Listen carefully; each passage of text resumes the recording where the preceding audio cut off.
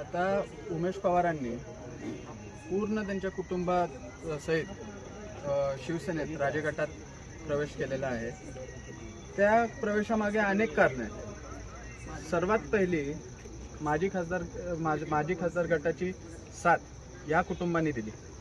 त्यांनी प्रवेश केला, काम केलं 7-8 वर्ष, त्यांच्यावर कुठलाच न्याय नाही झाला। त्याच्यानंतर आपल्याकडे आरडी आले, आरडींचा प्रवेश ह्यांच्यानंतर घेतला त्यांनी खासदार गटात, आरडी आले, त्यानंतर देवाअण्णा गेले, त्यानंतर सोमाअण्णा गेले। आता ह्यांचं तिकीट डावलून, आरडीचं तिकीट डावलून देवाअण्णांना आणि सोमाअण्णांना अपक्ष एकमेकाच्याच विरोधात उभं करून, म्हणजे नेमका न्याय कुठल्या पद्धतीचा आणि कसा करणार आहेत ते त्यांनाच माहिती। आणि कॉपचे शब्द कोणाला ह्यांनाही दिलेला, आणि त्यांच्यातले दोघांपैकी एक तर पडेल आणि आपला उमेदवार निवडून आला की दोघंही पडतील। मग 3 जणांना कसं कॉप करणार? म्हणजे नेमकं कोणाला करणार? फसवलं कोणाला? यांना, देवाअण्णांना का सोमाअण्णांना? ते जे काय झालं ते तिघांवरही आणि आरडीवरही 4ही जणांवर हा पुरेपूर अन्याय झालेला आहे।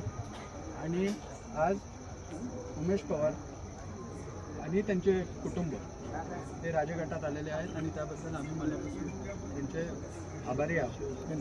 आणि शिवसेनेत त्यांनी जाहीर प्रवेश केलेला आहे, त्याबद्दल आम्ही सगळेच शिवसेनेचे शहराची पूर्ण संघटना इथे उपस्थित आहेत, त्याबद्दल आम्ही सर्व आभारी आहोत।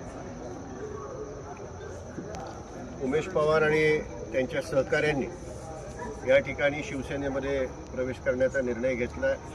त्या निर्णयाचं मी मनापासून स्वागत करतो।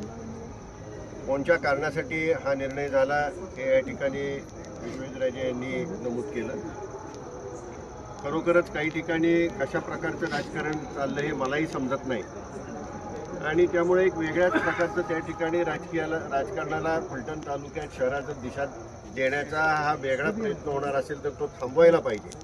आणि मला वाटतं तेच लक्षात घेऊन सोमवार पेठेतील अनेक जण आता एकत्रित येत आहेत आणि त्या ठिकाणी एकत्रितपणे ह्या निवडणुकीला सामोरं जात असताना आपल्या शिवसेनेच्या चिन्हावरती त्या ठिकाणी उभे असलेले आपले उमेदवार श्री आरडी आणि त्यांच्या समवेत असलेले मंगेश आवळे, त्या दोघांना पाठिंबा वाढताना आपल्याला दिसतोय आणि निश्चितपणे हे निवडून देणार अशा प्रकारची परिस्थिती त्या ठिकाणी निर्माण झालेली दिसत आहे। आणि त्यामुळेच असा जर काही कुठला राजकारणात